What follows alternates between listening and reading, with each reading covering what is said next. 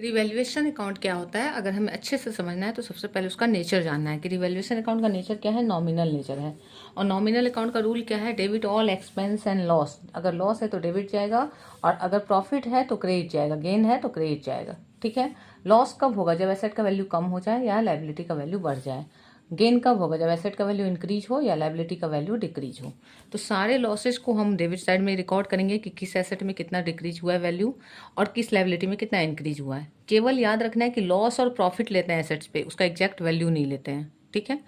इसके बाद फिर क्या है, यहाँ इंक्रीज अगर एसेट का वैल्यू हुआ है तो कितना से इंक्रीज हुआ है वो लेते हैं, और डिक्रीज हुआ है लायबिलिटी तो कितना से। अगर कुछ अनरिकॉर्डेड एसेट है तो वो भी तो एक नया एसेट इंक्रीज हुआ तो उसको भी इंक्रीज मान के और उस तरह से लेंगे।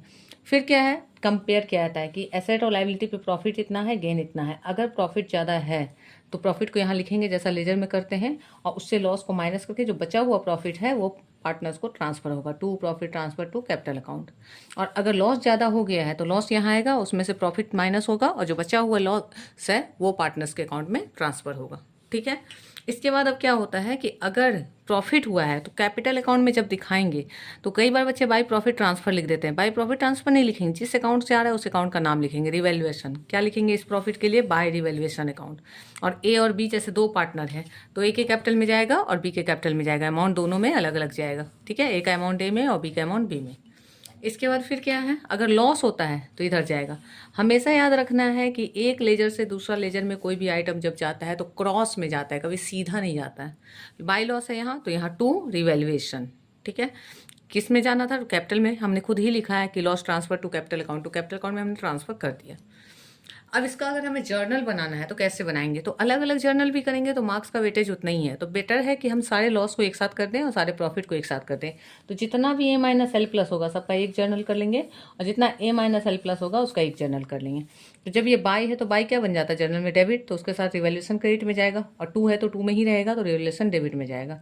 तो एक नंबर जर्नल हमने क्या कर दिया, revaluation to A minus L plus. तो देखिए revaluation to A minus to L plus. A minus मतलब decrease in asset, L plus मतलब इंक्रीज इन एसेट। जो एसेट बढ़ा होगा घटा होगा उसका वैल्यू, और जो लायबिलिटी बढ़ा होगा उसका। सेकेंड जर्नल जितना ए प्लस होगा और जितना L minus, increase in asset और डिक्रीज इन लायबिलिटी। फिर इसको कंपेयर किया तो प्रॉफिट है, अगर प्रॉफिट है तो रिवैल्यूएशन टू पार्टनर्स कैपिटल, अगर लॉस है तो पार्टनर्स कैपिटल टू रिवैल्यूएशन। तो देखिए इफ देयर इज प्रॉफिट और इफ देयर इज लॉस, तो प्रॉफिट है to revaluation of to PC, और लॉस है तो रिवैल्यूएशन पीसी टू रिवैल्यूएशन। बस इतना आइटम अगर हम याद रखें, इस एक पेज से हम रिवैल्यूएशन अकाउंट का सारा प्रॉब्लम सॉल्व कर सकते हैं। ठीक है। तो इस पॉइंट को अच्छे से ध्यान में देखना है, रिवीजन करना है। सम बनाते समय एक बार इसको देख लीजिए, आपको जरूर हेल्पफुल होगा।